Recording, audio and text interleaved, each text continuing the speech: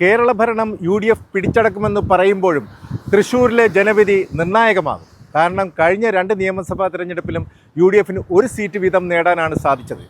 ഈ ഒന്നിൽ നിന്നും 4ഓ 5ഓ സീറ്റ് നേടിയാൽ മാത്രമേ ആ UDFൻ്റെ പ്രതീക്ഷയ്ക്കൊത്ത് ഉയരാൻ സാധിക്കുകയുള്ളൂ. ഇടതുപക്ഷത്തിനെ സംബന്ധിച്ചിടത്തോളം സിറ്റിംഗ് MLA ആയ പി ബാലചന്ദ്രൻ, CPIയിലെ പി ബാലചന്ദ്രന് പകരം എഴുത്തുകാരനും സാംസ്കാരിക പ്രവർത്തകനുമായ ആലങ്കോട് ലീലാകൃഷ്ണനെയാണ് LDF മത്സരത്തിനായി ഇറക്കിയിരിക്കുന്നത്.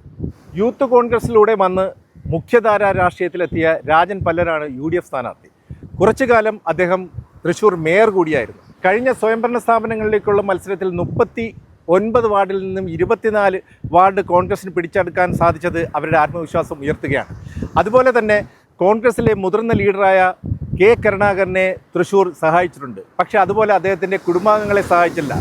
NDA സ്ഥാനാർത്ഥിയായി വന്നിരിക്കുന്ന പത്മജ വേണുഗോപാൽ 2 പ്രാവശ്യം നിയമസഭയിലേക്ക് കോൺഗ്രസിൻ്റെ ടിക്കറ്റിൽ മത്സരിച്ചിട്ടുള്ളതാണ്. പത്മജ വേണുഗോപാൽ കോൺഗ്രസിൽ നിന്നും NDAയിലെത്തുകയും ഇപ്പോൾ മത്സരിക്കുകയും ചെയ്യുകയാണ്. ഏതായാലും തീ പാറുന്ന ഈ ത്രികോണ മത്സരം കേരളത്തിന്റെ ആകെ ശ്രദ്ധ പിടിച്ചെടുക്കുകയാണ്. മണ്ഡലങ്ങളിലൂടെ സപ്പോർട്ടഡ് ബൈ വിയോൺ സാനിറ്ററി നാപ്കിൻസ്.